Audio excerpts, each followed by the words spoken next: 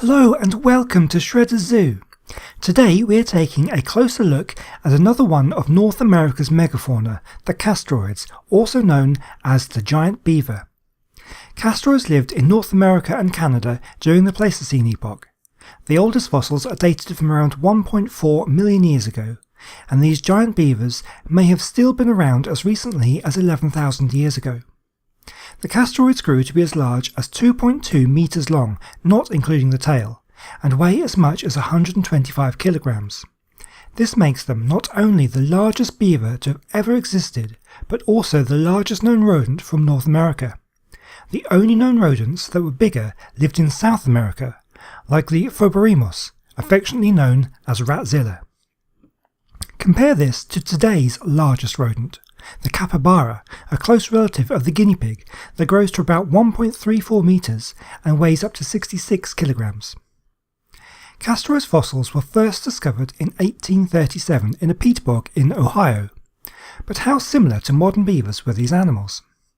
It is uncertain as to whether the tail was similar to that of the modern beaver, which is broad and flattened like a paddle, because the tails are made of soft tissue, which decays and disappears. For this same reason, we can only assume that its feet were also webbed. Modern beavers have sharp, chisel-like teeth that they use to chew into wood that they use to build dams. Unfortunately, no clear evidence exists that proves that Castoroides built dams. Structures that might represent the prehistoric remains of dams can also be explained away as other things such as flood deposits or naturally occurring accretions.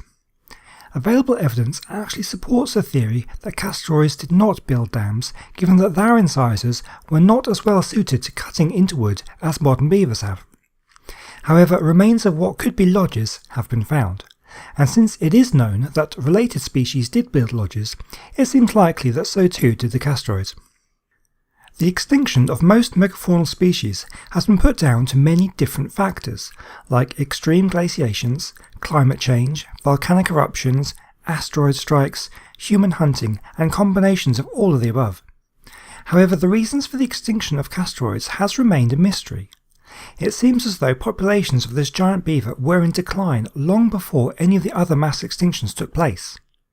There is no evidence of humans hunting Castoroides, but there is evidence that nitrogen levels in the soil was also in decline around this time. Reduced levels of nitrogen in the soil cause a reduction in growth and nutritional quality of plants that require high nutrient levels. Herbivorous animals that rely upon such plants end up having to eat even greater amounts of them to maintain their population, but this results in even less nitrogen going back into the soil as leaf litter. This further reduces the crop of nitrogen-rich plants the following year, which means that even more had to be eaten. And again, this made the problem much worse the following year, and so on, until the ecosystem collapses and is unable to support the presence of such herbivores.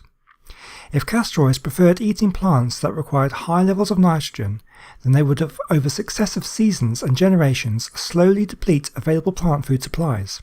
Thus, unable to adapt to eating different plants, Castoroides may have ended up starving themselves into extinction. Thank you for watching, and as always, I hope you've enjoyed this video and you've learned something new. If you have liked it, don't forget to leave a like and a comment and subscribe if you're new. And don't forget to come back next time for more extinct creature specials.